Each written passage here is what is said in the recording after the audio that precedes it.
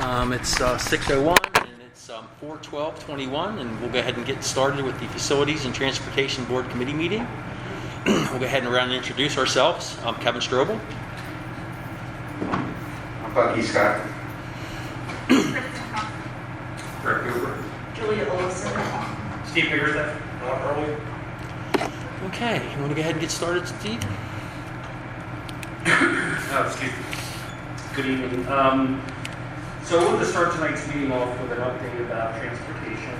I know we talked at length last month about the return to full school, and so far it's been pretty much uneventful. We've managed to find the social distancing we need on the buses.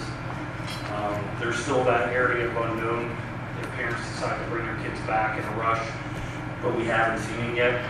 But we are definitely close to full school levels with bus transportation.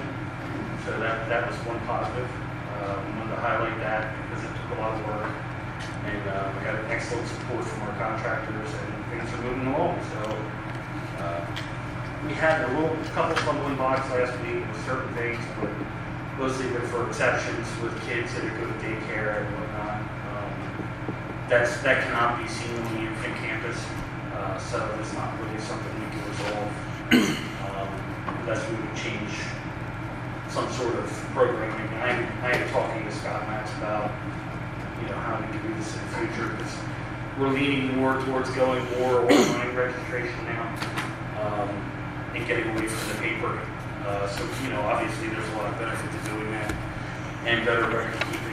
I'm pretty certain that next this coming registration year we're going to be. Yep, they sure are. It's going to be completely online, right? Right. Yeah, Diane, who helps me for a couple hours every day, she's been working on that exclusively, so we're trying to work the bugs out with IT and get this rolling. We should make the process a little bit more accountable, with the system. Things don't get missed if it's not on paper. Right. You can see it. So looking forward to that, I hope. The other couple things I wanted to mention where we have looks like some solid days for bridge days for the buildings. That would be the PC to IC kids, the IC to middle school, and then your middle school to high school kids. Was approached by Angela Owens, Mr. McKnight, and Maria Rapinski, and helping them get this set up. We've worked a little bit. We think we have two dates that are solidified, which is May 12th and 6/2. The May 12th would be the PC to IC kids and the IC to middle school, and then the 6/2 would be the ninth graders, upcoming ninth graders to the high school.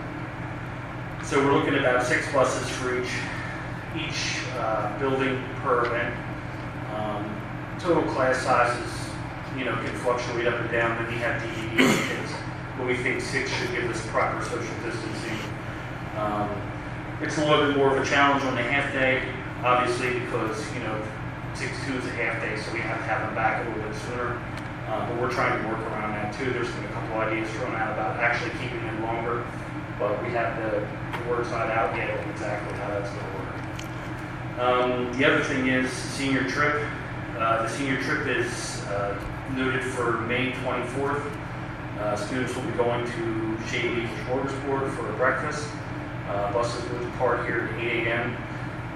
As of today, I believe it's total class, but I'm not sure about the EBDL kids, so we did reserve 6 coaches for that. The reason being, obviously at the 8 o'clock hour, our buses are still out picking up other school children for lower elementary grades, so we really can't spare those buses for social distancing.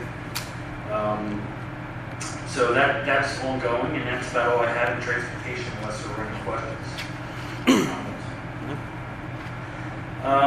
The March approvals, I included this on here last month. None of the items I brought up were approved.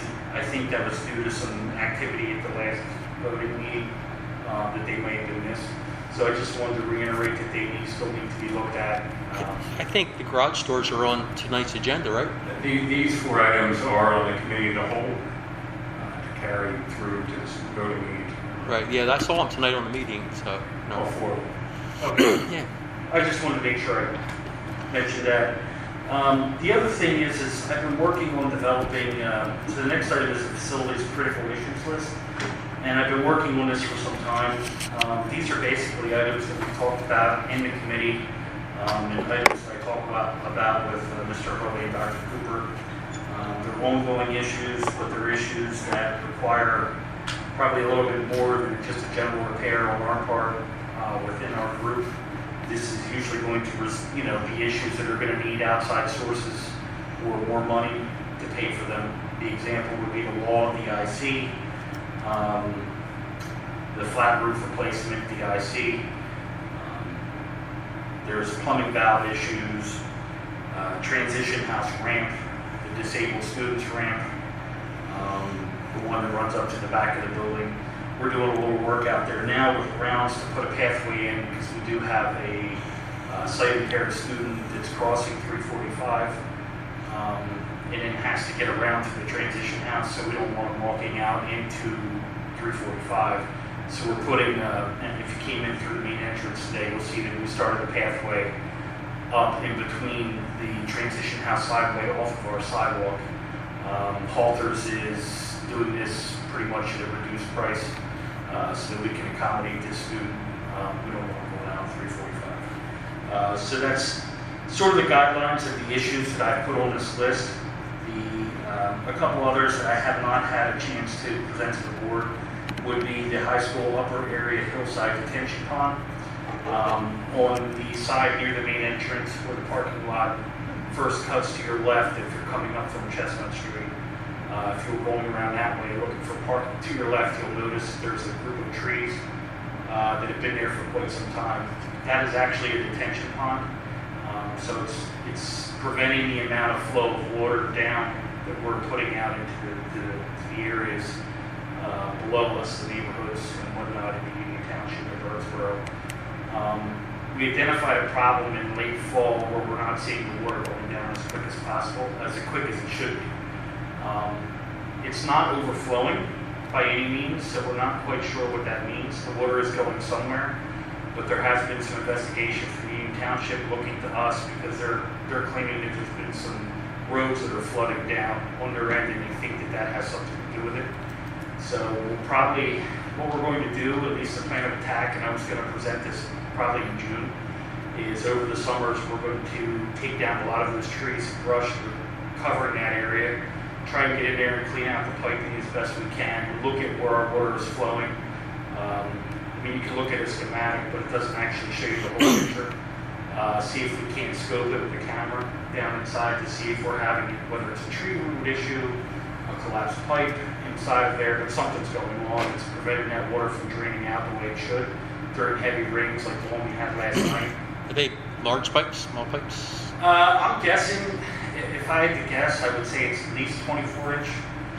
Could be as high as 36 or 48, but we won't know until we cut through all that brush to get down there. And at the end where it's coming out, somebody's been there and there's nothing coming out.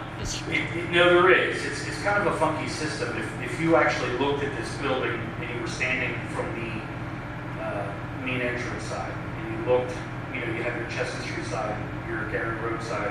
So our hills on that side of the building, and this was way after I graduated, I'm assuming when they did the parking lot improvements and when they built onto the school, at some point they thought about the water because, you have to figure 1999 there was a big issue with how much water are we putting out and, what is our environmental impact of everything we're discharging off site. So my guess is the engineers at that time took time to try to figure out a plan to slow the water flow because they figured, hey, we have a large parking lot up here where we could put out a lot of water at one time if we have a series of a storm, which was smart thinking. But we're not quite sure. The plans show that the pipe goes down and then comes around towards the Gary Road side to another detention pond before hitting the sanitary sewer in the street. So we're not quite sure if there's a problem underground. Is it just the way things have settled? We're not sure. Well, I'm sorry to interrupt, but also, retention pond piping is usually a perforated pipe. I'm sorry. It's usually a perforated pipe. If you don't know if it is. We don't know. Oh, okay, because usually it's a Basically, perforated pipe, so it allows the water to be released Right. to refresh the ground set this, the situation, but in a gradual way. There is an outlet point at the Right. end, but not all the water gets to it. But That's exactly But right. if the whole bottom of the perforated piping is full of rocks and sediments or entrained by trees, as you were saying, then that means it's going to have an end point that A isn't all the way down here, and it's going to be all at once. Right. The other thing too, that's a good point you bring up. But the other thing too is in the retention pond where those trees are, they're absorbing water. So you rip them out, you're going to take a source of removal away. It's going to allow more water to flow down through that whole thing if that's what they want to happen. I'm confused as to why it's a problem. They're not really That- pointing fingers yet. Oh, yeah. Yeah, no, But I'm yeah. assuming that. Yeah, but to look at it, you got to rip out trees. Yeah, but a retention pond basin shouldn't have large Trees in it. vegetation. Right. Okay. Yep. It Yeah, should have been cleared out. It's just I got you. And it something happens. that's probably I like mean- They do. over Yep. time. yeah. Especially if we didn't see the problem locally. Right. So, I'm sorry. Anybody from Union Township is here, I'm taking your problem seriously. I get it. But if they didn't bring it to our attention, we might not have noticed that there was. That makes sense. And that hillside is slope cleared, but it's kind of sloped to run down to that other pond. And they created a ravine, so I'm not sure if that's overflow, if that's the system they have in. We won't know until we do a little bit more explanation. Yeah. We'll try and run a camera down there sometime. And, once school is out, it's hard to work out there, take trees down and stuff while you have, the daily operation. So we'll wait until summer. It's certainly not a pressing matter, but I wanted to put it on the horizon. So My thought was is somewhere in the township they have evidence that there's way too much water coming from somewhere. that's, and that's, Yeah. they were making that Gary Road was, putting way too much water going down Gary Road. There was overwhelming their inlets Okay. and whatnot. So, it needs some investigation. The other thing that I haven't had a chance to talk to the board about yet was the high school stadium here. We have decking materials that we purchased last year. We never got a chance to put the deck up. With the reopening of school, kind of hit us quick and hard. We had to change plans back in late July, August, so that we could accommodate the reopening of school. So the deck wood is down there. We need to replace that deck. I don't think we're going to go as far as replacing footers and headers unless we see something that needs to be done. We're going to look more at doing decking, railings, that sort of stuff, so that we're ADA compliant and it's in a better state. One of the things I asked the contractor to do was, if the wood is weathered now, it's been sitting out for some time, it's all pressure treated pine. We're going to stain it as soon as we can once it's put together, so that'll give some more years of life. The other issue that's going on around the stadium down there is the concession stand area. Julie, you probably have seen this. There's a little bit of a sinking that's occurring underneath the concession stand. It looks like there were some patio blocks that were put down there some time ago. And I don't know if it's due to a low level, if there was a previous flood, something that caused it, but you're getting a lot of deterioration and trip hazards that are occurring out in front of the stand. So we want to kind of dig that up at some point this summer, make sure we're not looking at anything sinking, and then make a repair, putting the patio block back and kind of cleaning it up, and maybe doing some landscaping around the concession stand to make it look more fitting in. You're going to get a new turf down there. It'll look really nice. I don't want it to, be a dump around where people are. The wood's already purchased and thought about going with that plastic stuff that lasts longer. I'm sorry, Kevin. The polyurethane wood that they buy that can last 20, 30 years. We sort of thought about making the investment Yeah, we over could- putting wood down again. I don't know if the wood's already purchased. I would not. Right. It would be something that would come up on our budget for next year. Obviously, we have a lot of other priorities right now, but. Yeah, and I hear other priorities, but I'm sorry, I did step out for a second. Did you make any comment about the other concession stand? The The other old one? one? Yeah. I did not, and I'm still up in the air. I mean, that's just basically storage, correct? Or is there? Right now, as of the last time we were able to have 10% open, so that would have been, what, 2 years. winter of 19. 2019, Right. we did not use it at all. And it's because the hole in the roof had gotten to the point where you can't really be in there when it rains. But I didn't know if you were thinking about repairing the roof and then using it for storage, because right now we can't store anything in there that you don't, you're not ready to lose, you know? I mean, we certainly could, and there's one other issue down there that has to deal with that whole area is the insulation of the piping underneath the bathrooms. Yes. That needs to be done. You know, my guess is looking at that, I wasn't here, but I'm guessing at some point they probably piped that in a hard line. A lot of it's been cut over time and pushed in plastic. Plastic is fine if you're going to use it inside a house, but in an area where you're looking at outside plumbing, it probably should have been done something in a harder pipe. I'm not saying a copper, maybe a galvanized, aluminum. I mean, there are a lot of options, but it all should My be understanding is that, Rob remembers it and remembers it differently, let me know. This predates my time on the board, but my understanding was when they were building the stadium, the bathrooms were an afterthought. Like originally there was a different plan for the bathrooms. I remember something happening. It's been a while now, so there's Yeah. something going on with this. So that might have been a hurried addition to an architectural plan, which could have caused an error, you know, in what, you know, because I know we've had probably leaks and stuff like that, and it needs to be dealt with, definitely. I'm just looking forward, like if we're going to spend money to insulate that piping, we should probably consider putting in a better a better piping system. Yeah. We had talked about that storage shed too. I remember when we all met down there. Yeah. I can't remember I could be wrong, but I thought we all agreed that we were going to put a roof on it so we could store some stuff in it because it was going to be good for nothing else. I remember us all talking about it. But we and I talked bet you about somewhere it in the spring of 19, and then the following year when we would have been able it was like to $2,500. do any of that, it was all COVID all the time. You're right. It was like $2,500 or something like Yeah. that to replace the roof so that it could be a storage. It was that or tear it down, which made no sense because there's power, there's block walls. I mean, there's footers, there's cement. I mean, why tear it down? The roof would be, it was usable space, and so It is. that was, that's a. It needs a good cleaning out. It needs Right. all the things that were food use and storage like taken out. Oh, it never got cleaned out either. Okay. No, we have. Yeah. There's the big unit is usable at this point with just a good scrub. As long as we deal with the paving stone issue and Right.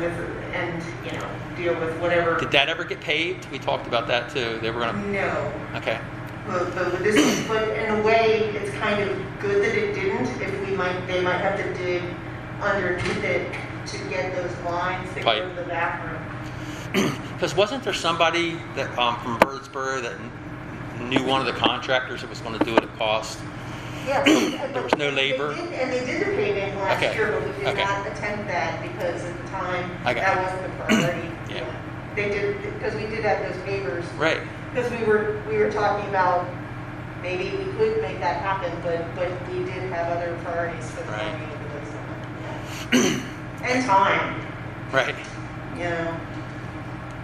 Steve, it might be helpful to share with the board some of the problems that has resulted with the piping, the lack of information down there in regards to its interaction with spring sports. That would give them a little bit of situation. So we wanted to turn the water on actually earlier. We were only able to turn it on last Monday. Obviously, it's very weather dependent because you're looking at a piping system that basically feeds out of your women's bathroom in the main locker room, comes out the side of the building, goes down, and I'm not even sure if it's below frost level or not.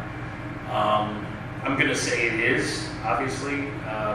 but it's hard to blow those lines out. You basically have to rent a compressor and then, disconnect the line at the building and then pressurize the system and blow the water out. So it's not a situation where it's easy to just turn it on and off with a switch. It's time consuming and it consumes the hours. The athletics director, obviously, we have a track meet that was occurring here that week. I believe it was last Tuesday. So I kind of drug my feet because I'm looking at the temperatures at night, and you have to remember the permafrost level down there. So even though it may feel 70 degrees up here, it could be a lot colder down there. So, I don't want that to be a result, but at the same time, we were lucky enough that we're able to handle turning the water back on, but it's definitely something going forward. You don't have a lot of options with that unless you would dig the whole line up. I mean, you either have to heat trace it, the length, which I can tell you can be costly and ineffective. There are other things. You could put it into a conduit. You could do other different types of things to insulate the line so you wouldn't have this issue going forward. I think we're relatively safe with the exception of where it comes out of the building and where it comes up out of ground around the concession stand. For the most part, I'm going to say that what's down below is probably good enough because it's lasted this long. Where I would say we definitely need to do some thinking is about underneath the concession stand, insulating those lines, changing the valves out, and then obviously on this side where it connects into the bathrooms to make sure that we, it does look to me like it was a little bit of a hasty design, that there was a time crunch, and so. And your opinion, at least from what you've seen, is that the issue is where the lines are not buried, and it's not the length of that line that's the problem. It's just It's at the point where it comes out. Okay. I think you're relatively safe when you get down, 36 inches, and that's where they should be. But Are we saying we don't know? I don't know. Okay, great. Because the prints that I see and the schematics that I have, Yeah. they're not very descriptive about what exactly was used to put under there, and then I know there was a repair a few years ago, Understood. Yeah. so it's kind of difficult to say. I think if you assume the best and expect I the use worst, you're extreme fine. caution with it because I really don't want to be close to the district.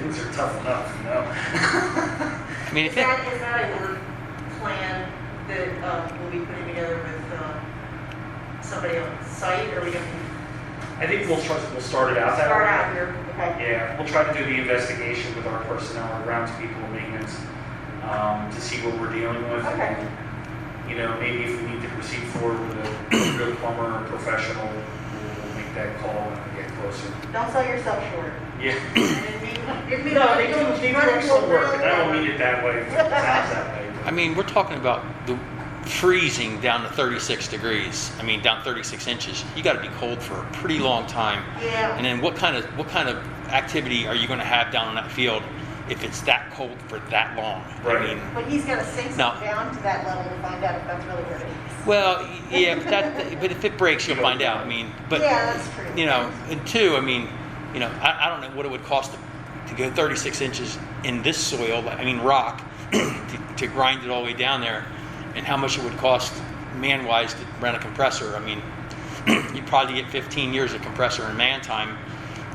I don't know. I'm not suggesting that. And I agree with you. Where it comes out of the building and where it comes out, now we got exposed air.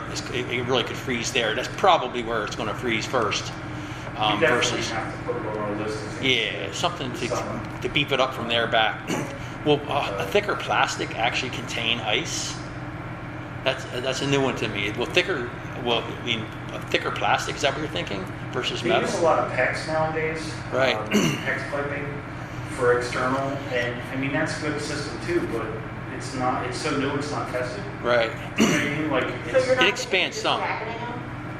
I'm thinking if we need to do something underneath the concession stand of that area, I think we go with a metal and then insulate it properly. Right. And then if we have to heat trace tape it, we can, but What do they insulate with, gel? Just about anything you can think of nowadays, you can get. And I've seen some out there. Now it depends on what you want to buy, how much you want to spend. I've seen some systems out there that seem to be overrated, and some that seem to be, But again, worth. we really shouldn't have the water on when it's been cold to the point where it's going to go down a foot. For the ground to freeze a foot, it's got to be cold for quite some time, you know. And if it's not, like you said, if we've made it through without additional pipe bursts, like below, beyond the ones that are like in that first 1 foot below the ground level or coming out of the building, if we haven't seen that yet, We they did. probably are sufficiently sunk. Just When we assume did, that. when we turned this back on, we did find a crack. Oh, Okay. how far down? Right at where it came out of the building. Yeah, but I'm saying not Yeah, under. not under the ground though. No, not at The other question is it possible to put a casing down below and just blow the area out that's above the ground? One of And the then, other suggestions I would make is to meter that line. Oh, Right. good idea. Because if we meter the line, then we can measure the flow. And if we know that, if we check it, we put it on a checklist, and we know if it's not moving, you're good to go. Yeah. If it's metering, then you know, hey, we're losing how many gallons, check it on a periodic basis. I got it. And that probably should be done. And then this way we'll know. Is there going to be like a prices attached to this list, like estimates? I Is that the think- plan, or I mean, Like some of them, I can give you a roundabout. Like I know Casey.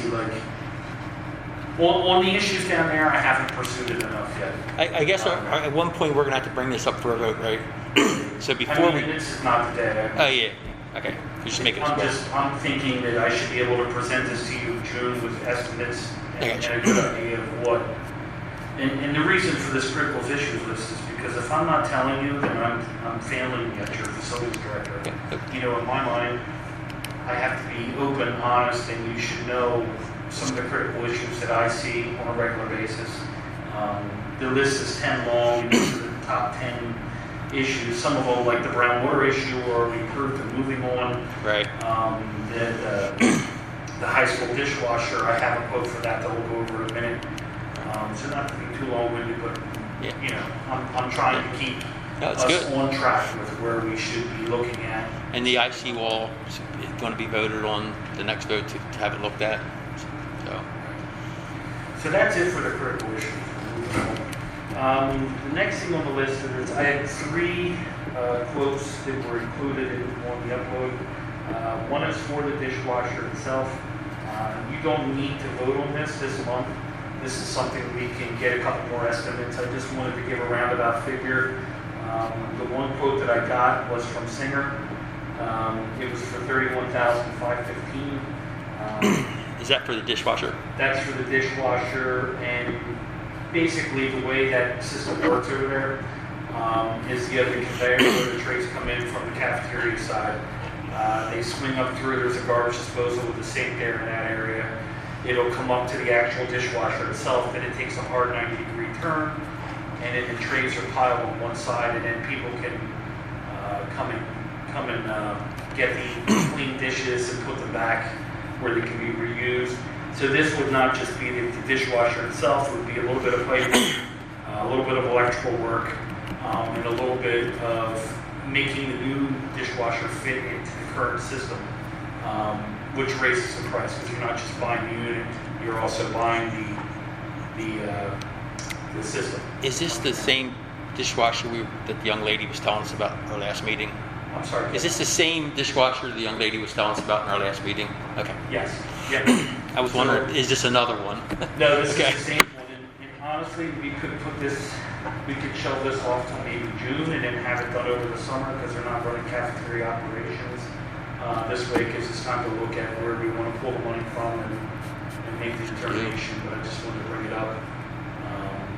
I would say if it's something we've identified as needing to be done, Yeah.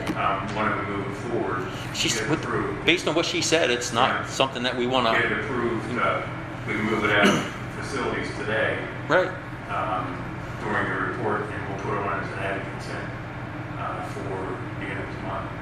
So it's like 31.5-ish. 31.515.90.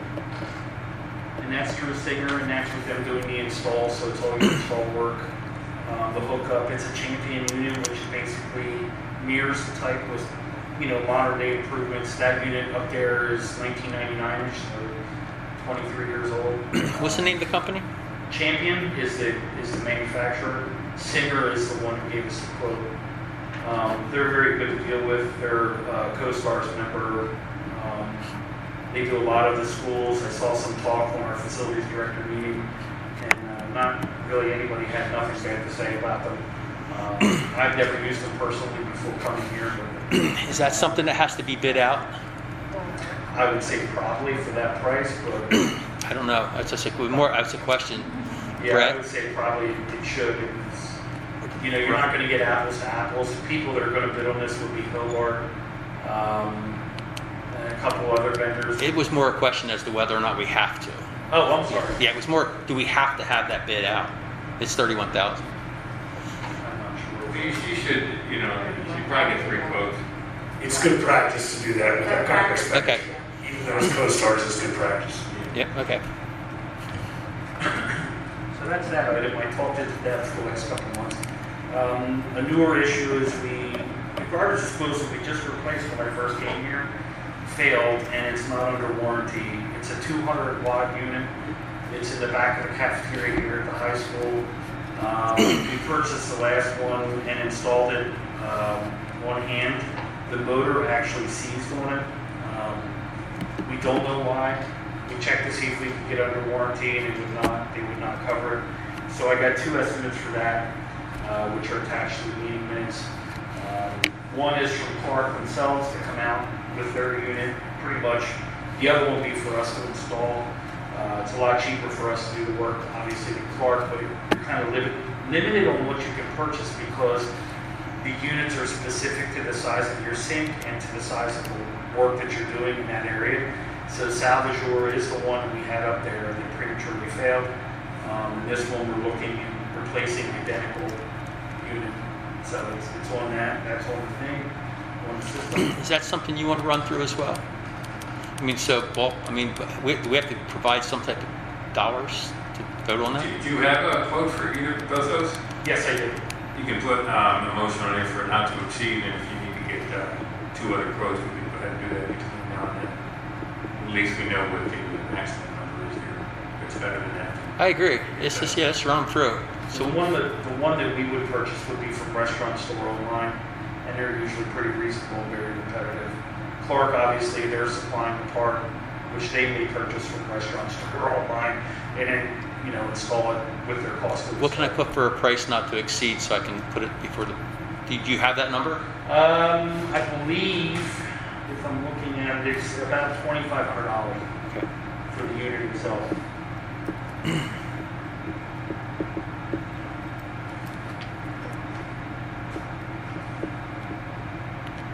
Okay.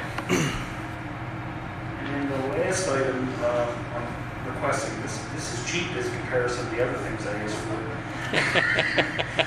This is just to add a thermal expansion tank to the bathroom here, right out here where the district staff uses, MEF section hallway. What's happening basically is we believe the expansion tank has gone bad. We'll come in and we'll see water spilling out from the unit onto the floor, which usually is a good signal either your pressure vessel is cracked or the expansion tank is going. This would be just to replace the expansion tank. It's an 8-gallon tank. They're not cheap because you're looking at commercial million BTU unit. So it's $12.25 for that, and then just a relief valve for $88, so the total is $13.13. Not to be confused with walking through the lane. Right. But that would be us doing the work and Halter's doing the work, just replacement parts. I wouldn't usually bring that up, but I know we're getting close to the end of the year budget and things are tight with all we have to lay out for COVID, so I wanted to make sure that anything I'm purchasing that's high ticket value, you guys get a chance to look at. In a lot of cases, I won't bring it to the board if this is something that's a no-brainer. This pretty much is, but I just want to make sure that we're not expending funds that we don't have. My question would be is, I don't look at the end balance and the budget. Where does this stuff fit in the budget? Is this something that if we voted on it, we should probably know where we are? No? Any thoughts on that, where we might be in terms of, is it in the... As far as my budgeting for this year, it's tight. Does this stuff fit in there? I can fit it in, yes. Okay. But I'm not trying to spend any money I don't have to No, at this time of the year. We have to spend the money that we have to spend too. I mean, so I just want to make sure that, we're 25,000 over and we're asking for another 35. That's all. I just wanted to kind of get an idea where we were.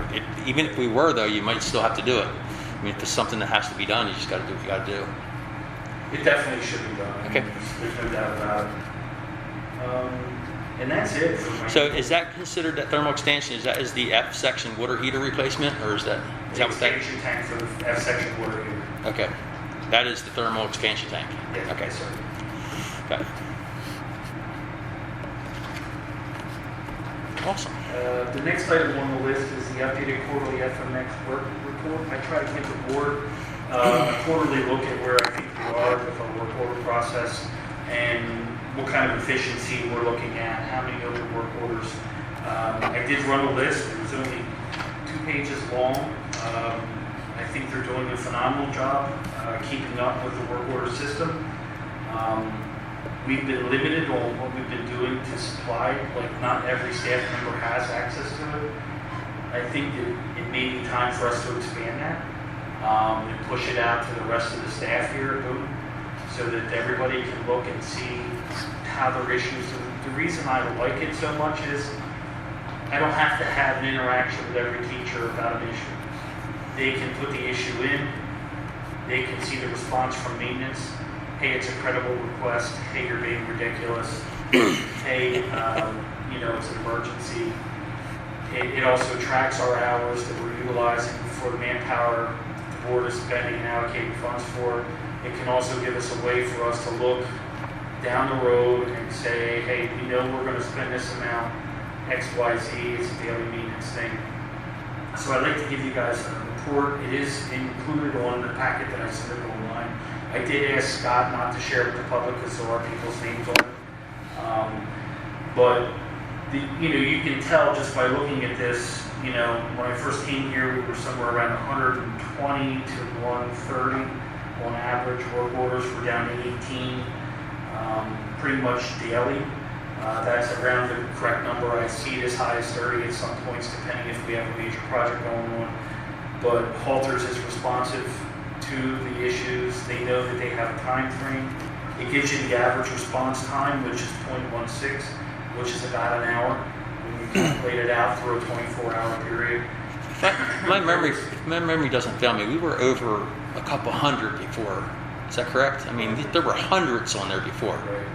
So under 30, I'd say excellent job. Yeah. So and that's the goal. I mean, that's the goal with having a system like this. It's not just your schedule planning, which does a better job because you can color code the areas. I'm actually meeting with the man from FMX tomorrow morning. We're going to start to incorporate the areas of Amity Park in there, and then we're giving access to Pankish from the township to schedule those areas since the township has to approve them anyways. Then we can see what they have planned, so it works better with our athletics departments and our sports. Since we do pay for a lot of the work that occurs in that park, we should also, it should be a group relationship, and this way it gives them an ability to see what we're seeing. So we're actually expanding that a little bit more. We're adding more areas into it. I think that's what we're seeing. Sorry. Apologies. Is it next to me? Sorry about that.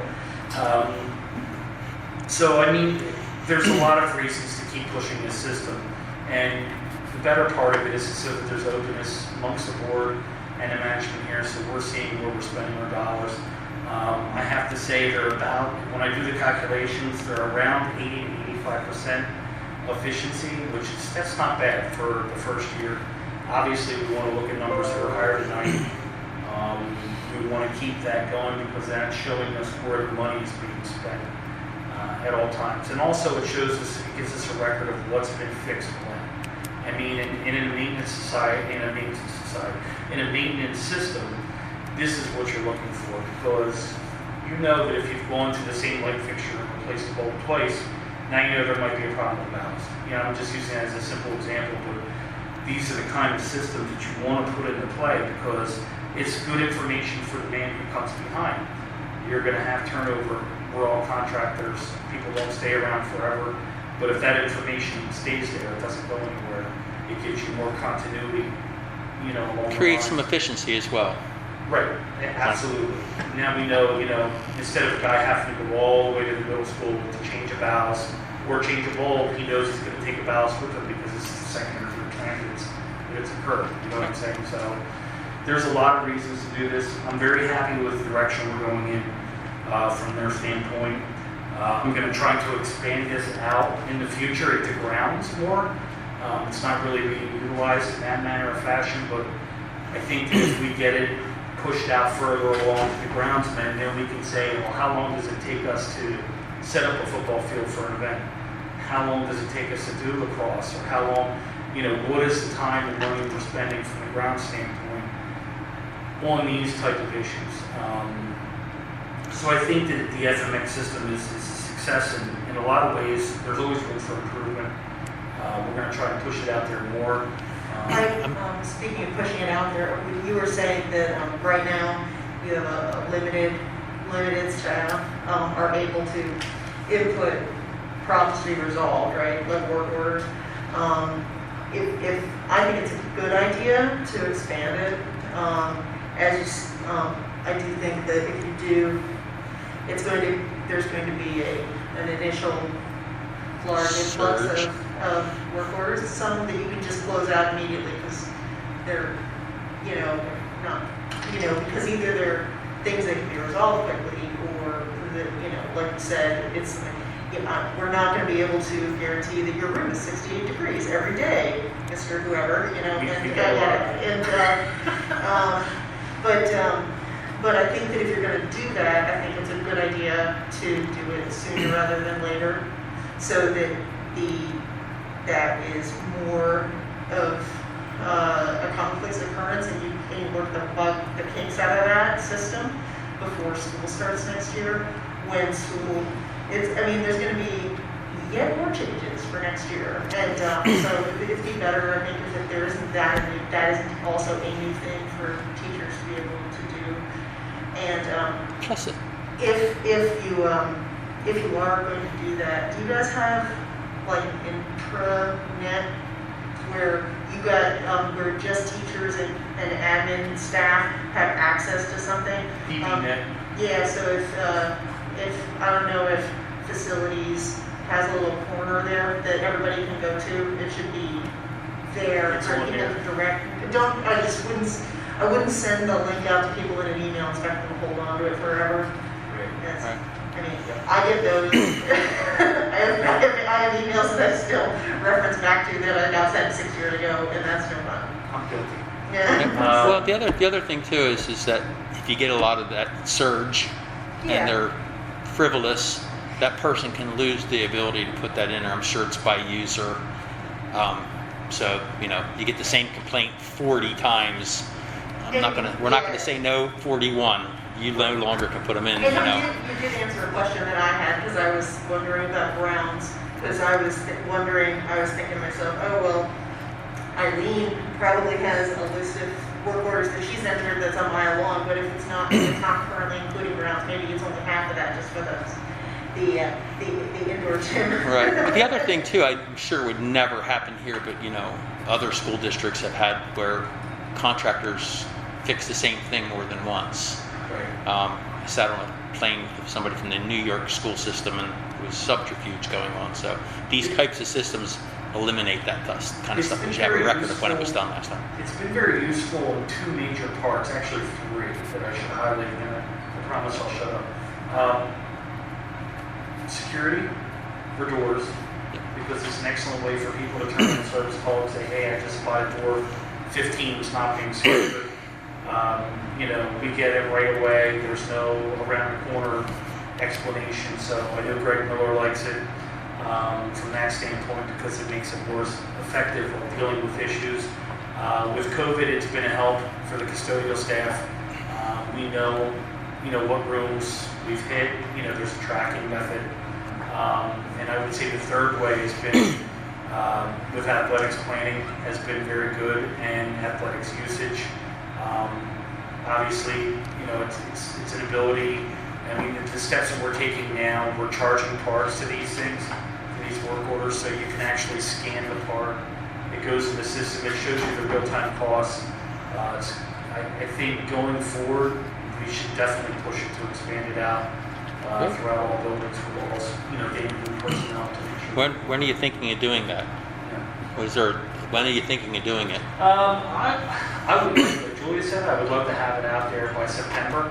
So when we return to school, all the teachers can log in and get an account. There's not really much training that has to go on with it. It's pretty self-explanatory. So it's going to be open to. So you're going to open it to staff in September? Yes, they can even take photos. Yeah, and upload the photos. Yeah, it's great. The system, and it keeps that record forever. So it helps me too, because I can look at where am I spending my money, what do I need to have more of, what do I need to have less of in the system. Agreed. So Always something that Mr. Biggerstaff could always put together some type of tutorial too. Absolutely. I'm sorry, Tutorial. Tutorial. Tutorial. You're gonna do a YouTube tutorial? Oh, I can. I can. I can do like a little direction thing and put a video. I would find that funny. But that's about it. That's all I have on the agenda. Just one thing I want to make a note of is next month we want to present the summer cleaning and maintenance plans. I don't know where we're at with projects. Like the critical issues list is critical issues, and that's where we need to spend our money if we're going to spend it. I don't know where we are with projects. I've lost sight of that because of COVID. It's something we need to discuss internally, I think, and then bring it back to the board once we've had a chance to really think about it. I don't know what next year's going to bring when we reopen school in September. Hopefully, we don't go through this again. And you may go through less chemicals because they're realizing now that you can't get it through touch. There's a lot of things that are changing as they go down the pike here in terms of they know more than they did a year ago. Can I ask one off-topic question? Shoot. When we were here last month, I believe, we talked about how the Birdsboro Water Authority had wanted to put like a meter reader on. I thought that they might be doing a presentation this month. I guess they haven't got back to us yet. I don't think their engineers have an exact plan on how Okay, they that's want to fine. place it. Honestly, the way I look at it, it's really not that big of a deal. Oh, of course it's not, but I thought that they needed us to move on it fast, and so as long as the ball's in their court, we're not making them wait. I won't make them wait, because if I make them wait, they make my life miserable. Right. I'm sure what you meant to say is. We have to keep a good working relationship, so we put it that way. So, Yeah, good stuff. but that's all I have. Anything else from anybody? Thank you. Thank you. That concludes our meeting.